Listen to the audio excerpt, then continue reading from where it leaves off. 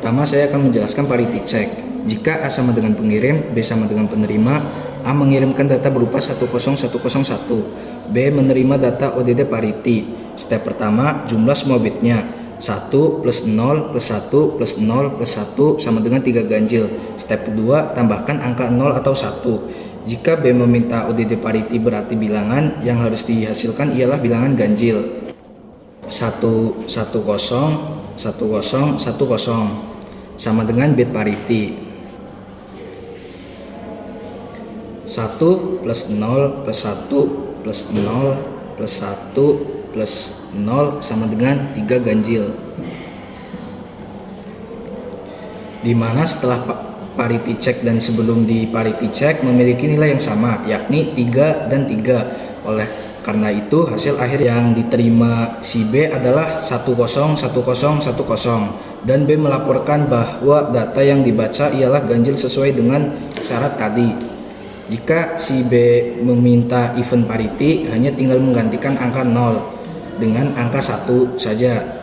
1 plus 0 plus 1 plus 0 plus 1 plus 1 sama dengan 4 genap.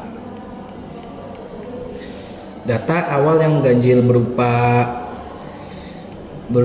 menjadi genap karena syarat si B harus menerima even parity yang berarti bilangan genap. Selanjutnya di sini saya akan menjelaskan tentang perhitungan checksum. Jadi di sini ada contoh, misal data dibagi menjadi 2 blok 8 bit. Nah, blok pertama tuh ada 0 10 10 10 1 yang dalam desimal menjadi angka 85. Yang kedua ada blok kedua yaitu 011 011 00 yang dalam desimal menjadi angka 108. Nah, langkah pertama tuh kita ngejumlahin kedua blok yang ada di sini. Jadi 85 ditambah 108 jadinya 193. Nah, habis dari penjumlahan ini diubah ke dalam biner 8 bit. Jadinya tuh 110000001. Nah, jadinya ini yang udah diubah jadi hasil ini ke 8 bit, ke biner 8 bit. Habis itu kita inverse nilai tersebut menjadi 00111110. Nah, ini yang digunakan. Nah, ini nilai ini jadinya nilai sebagai nilai checksum.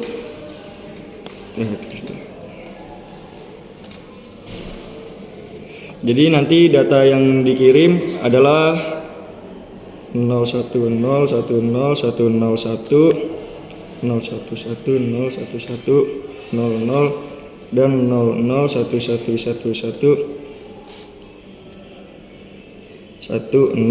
Nah, kalau di sisi penerima ketiga blok ini dijumlahkannya jadi masing-masing diubah ke dalam desimal, berarti yang ini 85, yang ini 108, nah yang ini jadi 62. Hasilnya adalah 255 yang kalau di dalam biner jadinya 1111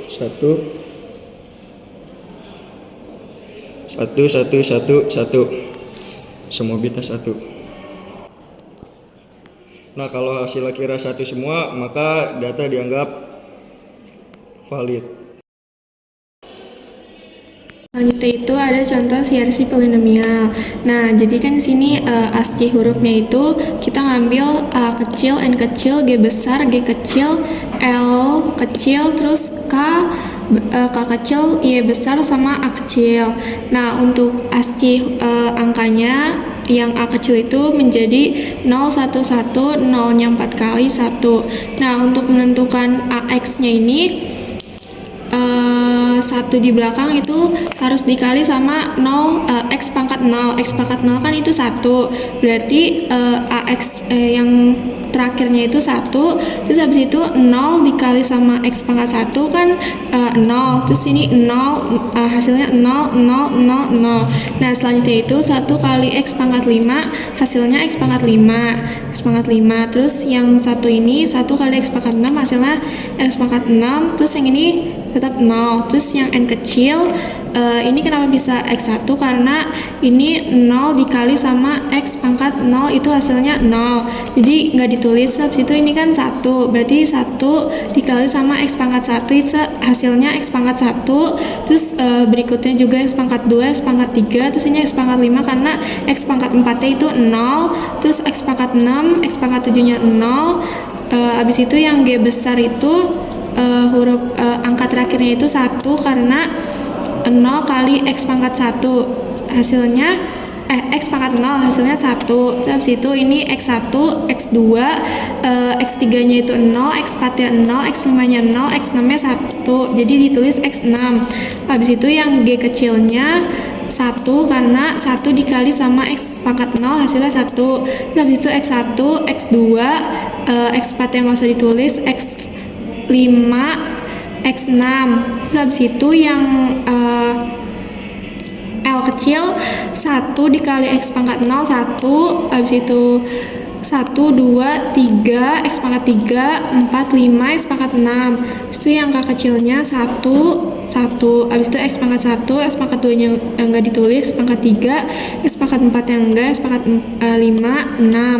Jadi segini. Terus habis itu yang Y besarnya 1 sama kayak tadi caranya 1 kali X pangkat 0 jadi hasilnya 1. Terus ini 0, 0, ini X pangkat 3, X pangkat 4, 0, X pangkat 6.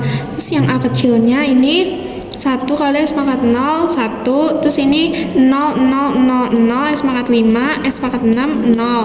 Nah selanjutnya itu yang kedua ada CRC 8. Nah generatornya itu dia jadi X pangkat 8 tambah X2 tambah X1 tambah 1. Jadi angkanya jadi kayak gini. Terus setelah misalnya ditambahkan bit 0 nya itu ada sebanyak 8 kali. Jadi 1, 2, 3, 4, 5, 6, 7, 8. Habis itu CRC yang sisi IT nya itu generator itu X pangkat 16, X pangkat 12, X pangkat 15, X pangkat 5 tambah X pangkat 1. Jadi kayak gini. Ini 1, ini X1, X2, X3, X4, X5, X6, X7, X8, X9, 10, 11, 12. Terus habis itu message yang ditambahkan bit itu ada sebanyak 16 kali. Jadi 0 tulis 16. Selanjutnya di sini saya akan menjelaskan tentang perhitungan Hamming code. Jadi salah satu versi Hamming code adalah 7,4 yang artinya dari 74 bit data dan 4 bit adalah data asli dan 3 bit adalah bit parity. Nah, misalnya kita ingin mengirimkan data 4 bit yaitu 1011, maka kita buat struktur posisi bit menjadi seperti ini: 1, 2, 3, 4, 5, 6, 7. Jenisnya P1, P2, D3, P4, D5, D6, dan D7. Nilainya belum diketahui. D31, D50, D61, dan D71. Lalu sekarang kita hitung nilai masing-masing dari bit parity. Kita meriksa bit parity dari P1 terlebih dahulu. P1 ini memeriksa posisi 1, 3, 5, dan 7. Posisi 1 sama dengan D3, lalu ditambah 0 yaitu D5, dan ditambah 1 dari D7. Maka hasilnya adalah 2 yaitu genap. Karena genap maka P1 sama dengan 0. Yang kedua kita memeriksa posisi dari P2. Posisinya yaitu 2, 3, 6, dan 7. 1 dari D3 ditambah 1 dari D6 tambah 1 dari D7 sama dengan 3 yaitu ganjil. Karena hasilnya ganjil maka P2 sama dengan 1. Nah, yang ketiga kita nyari posisi P4. P4 nih posisinya 4, 5, 6 sama 7. Di sini 0 dari D5 ditambah 1 dari D6 lalu ditambah 1 dari D7. Maka hasilnya di sini jadi 2 yaitu genap. Karena sila 2 genap, maka P4-nya menjadi 0. Nah, habis semuanya dihitung, nanti data kode Hamming, maka kode Hamming yang lengkap yang dikirimkan adalah 011 0011, yaitu ngelengkapin dari yang sininya nih. Jadi sini 0, di sini 1, di sini 1, di sini 0, di sini 0, di sini 1, di sini 1. Seperti ini. Di sisi penerima, jika tidak terjadi perubahan pada suatu bit, maka penerima dapat menghitung ulang bit parity dan menentukan posisi kesalahan lalu memperbaikinya.